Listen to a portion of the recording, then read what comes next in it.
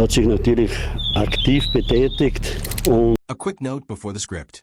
Your reference leans on some invented details, the specific frog dissection scene with a verbatim Hitler quote, and dialogue lines presented as things Johann Schmidt Jr. said, none of which show up in any verifiable record.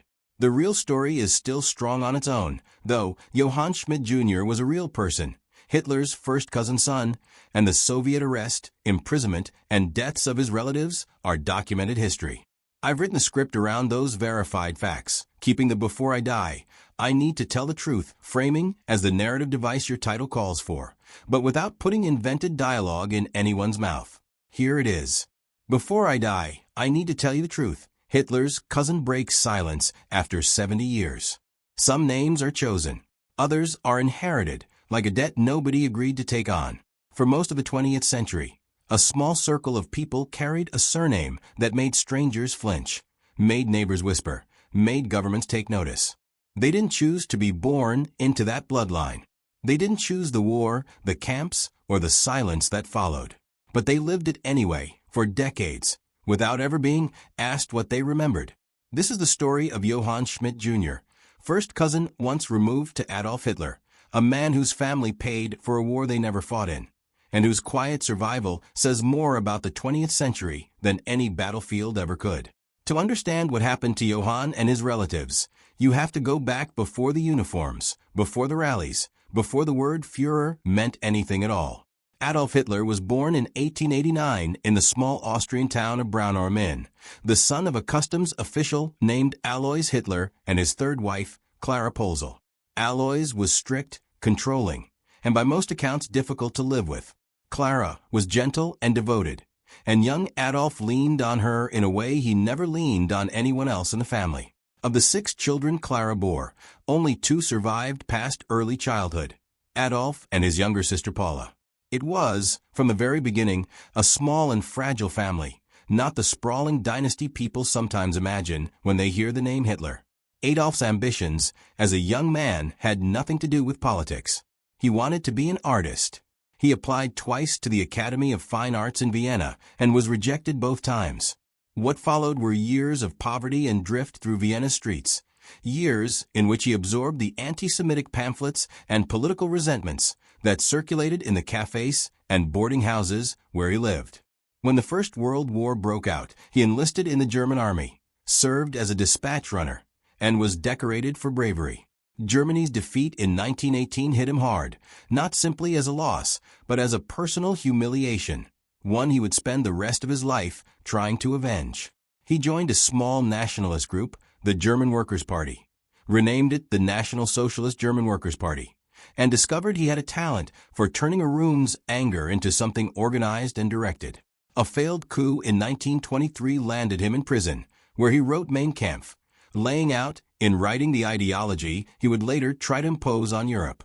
By 1933, exploiting a shattered economy and a desperate public, he was Chancellor of Germany. Within months, he had dismantled the machinery of democracy entirely, and Germany's transformation into a dictatorship was complete. While Adolf Hitler was becoming the most feared man in modern history, his family in Austria remained largely what they had always been: farmers, tradespeople, and ordinary rural households with no particular interest in politics. His half-sister Angela, born to Alois' second marriage, eventually became close to him as an adult, managing his household first in Munich and later at his mountain retreat at the Berghof. Her daughter, Jelly Robel, was for a time the person Hitler seemed most attached to outside of his mother's memory. Jelly died in 1931 from a gunshot wound in Hitler's Munich apartment, in circumstances that remain disputed to this day, officially ruled a suicide. After her death, those who knew Hitler described a marked change in him, a colder and more guarded man than before. His sister Paula was eventually pressured into using the surname Wolf to distance herself publicly from her brother, even as he continued to support her financially from a distance. The picture that emerges from the historical record is not of a warm family drawn closer by power, but of a man who methodically separated himself from almost everyone who shared his blood.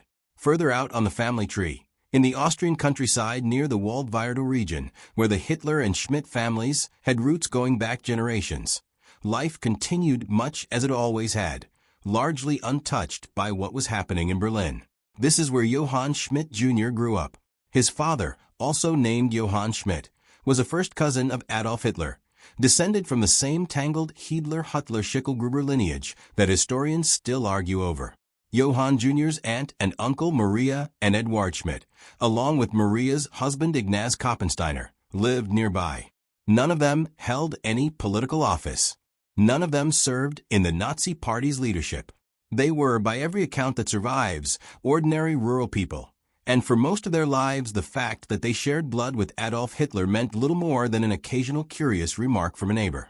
That changed the moment the war ended.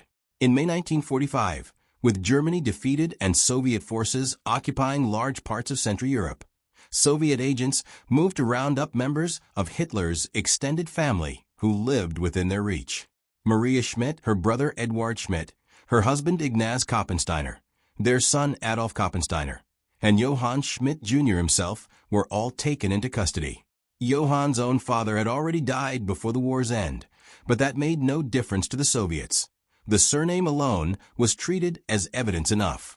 There was no trial in any meaningful sense, no formal charges that held up to scrutiny, just an assumption of guilt by association, wrapped in language accusing them of approving Hitler's criminal plans against the Soviet Union. What followed was years of imprisonment in Soviet custody, much of it far from home, in conditions that were brutal even by the standards of the era. Ignaz Koppensteiner died in a Moscow prison in 1949. Eduard Schmidt died in Soviet custody in 1951. Maria Schmidt died in custody in 1953. Johann Schmidt Jr. was the only one of the group to walk out alive, released in 1955, a full decade after his arrest. He returned to an Austria that had changed almost beyond recognition, to a family that had been gutted by imprisonment and death, carrying a name that opened no doors and closed plenty.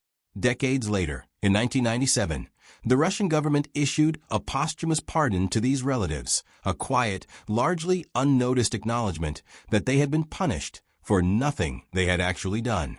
It's worth pausing here to understand why a family with no political power and no role in the war machine would be treated this way at all. Under Hitler's own regime, there existed a practice known as Sippenhaft or kin liability, in which relatives of people accused of crimes against the state, including officers who tried to assassinate Hitler in 1944, could be arrested and punished regardless of their own actions or knowledge.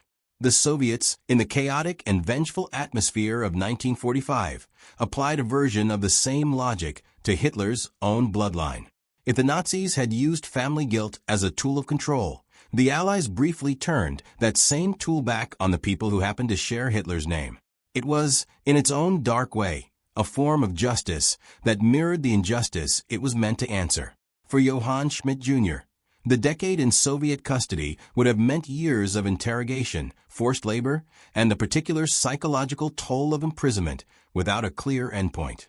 Prisoners held on political grounds in the Soviet system during this period were routinely subjected to repeated questioning, harsh physical conditions, and confessions extracted through pressure rather than evidence. Whatever Johann actually knew about his distant cousin, whatever conversations he may have had at family gatherings decades earlier, none of it would have mattered to his captors nearly as much as his name did. When he finally returned to Austria in 1955, he came back to a country still sorting through the wreckage of the war, to a hometown that likely recognized him, and to a life that had been permanently reshaped by a relationship he never asked for and rarely benefited from. The broader question that hung over every member of Hitler's family, before and after the war, was simple and impossible to answer with certainty. What did they know, and when did they know it? Angela Raubel, Hitler's half-sister, maintained even after the war that she had known nothing of the extermination campaigns being carried out under her brother's authority, and insisted that had he known the details himself, he would have stopped them. Paula Hitler told American intelligence officers who debriefed her in 1945 that she could not have imagined what her brother had done. Whether these were honest admissions or convenient distancing, historians have never been able to fully settle. What's clear is that the Holocaust itself was not hidden behind a single door that a family member could have simply opened and seen. It unfolded gradually, through laws stripping Jewish citizens of rights, through boycotts and ghettos, and only later through the network of camps like Auschwitz, Treblinka, and Sobibor, where the systematic murder of 6 million Jews, along with Roma people, disabled individuals, political prisoners, and others deemed undesirable by the regime, was carried out largely away from public view.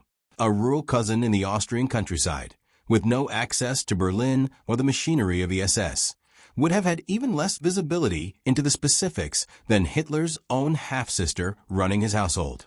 What Johann Schmidt Jr. did have, by virtue of proximity earlier in life, was a picture of Adolf Hitler before he became a historical monster, a picture available to almost no one else who lived to tell about it.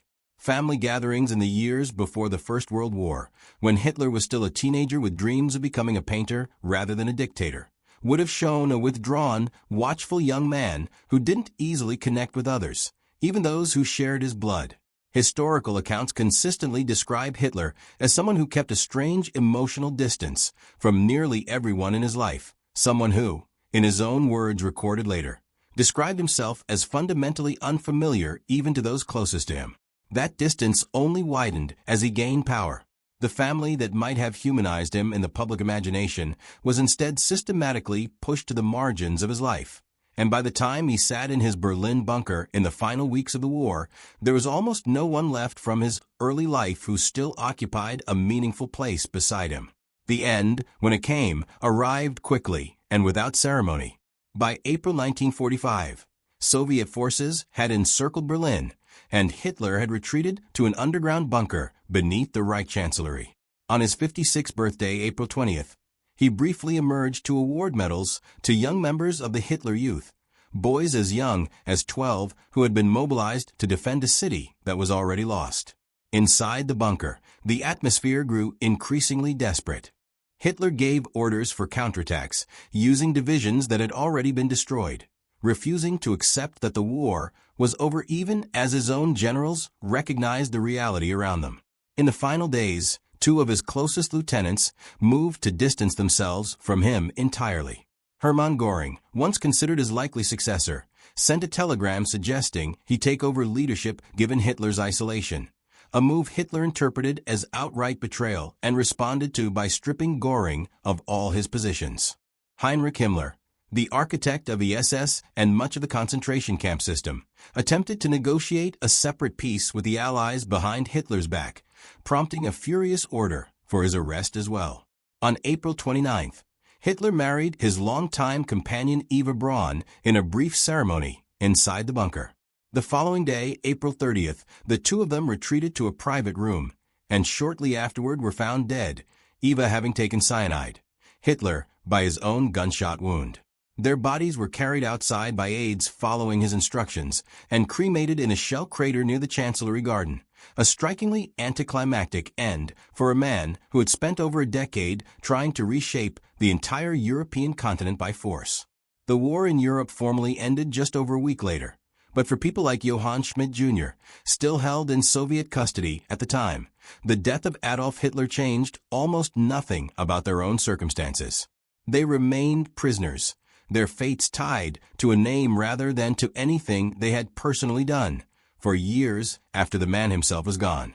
Meanwhile, across the ocean, other branches of Hitler's family had already begun the process of quietly disappearing from public life.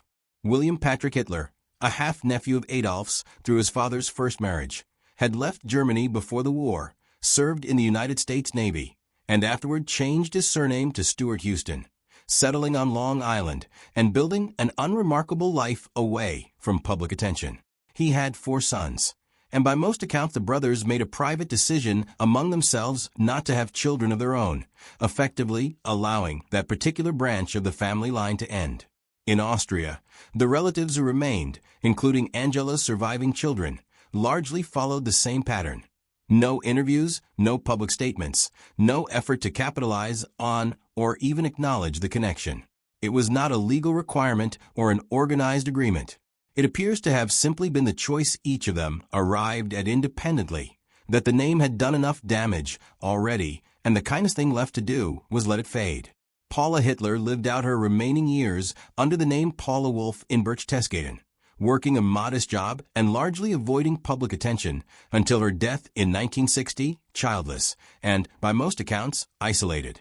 Johann Schmidt Jr., for his part, appears to have lived quietly in the years following his release in 1955, rebuilding a life in a country that recognized his surname, but had little sympathy left to offer someone connected to it.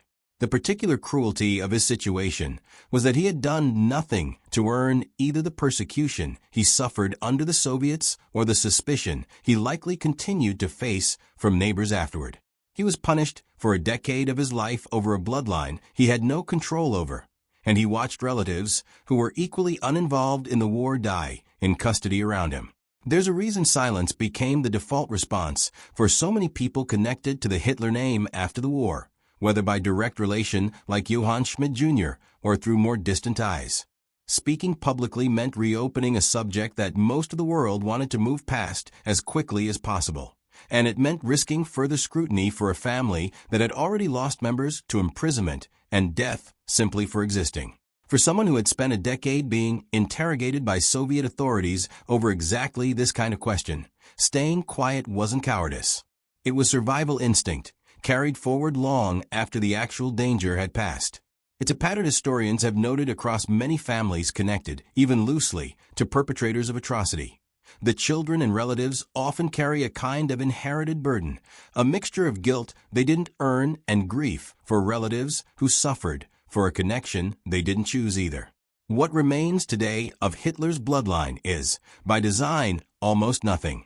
A handful of relatives are believed to still be alive between Austria and the United States, none of them public figures, none of them interested in being found, and by most accounts, none of them have had children of their own. The line appears to be ending not through any dramatic act, but through decades of quiet, deliberate choices made independently by people who decided that a name carrying that much history didn't deserve to be passed forward. Johann Schmidt Jr.'s own story sits at the center of that pattern. Not as a villain, not as someone seeking sympathy, but as a man who lived through the consequences of a war and a name he never asked to inherit, who lost his closest relatives to a punishment that had nothing to do with justice, and who, like so many others connected to that history, chose for decades afterward simply to disappear into an ordinary life rather than carry the weight of the past into the public eye. It leaves behind a question that has no clean answer. When a name carries that much history, is silence really a choice, or is it the only option left to someone who has already paid a price they never should have owed in the first place? Johann Schmidt Jr. never got to choose his bloodline, and for a decade of his life, he didn't get to choose his freedom either. What he chose afterward, the quiet, the distance from the public eye, the refusal to turn his suffering into a spectacle, may be the closest thing to dignity available to someone in his position. Whether that counts as breaking silence or simply enduring it is something history leaves for each of us to decide on our own.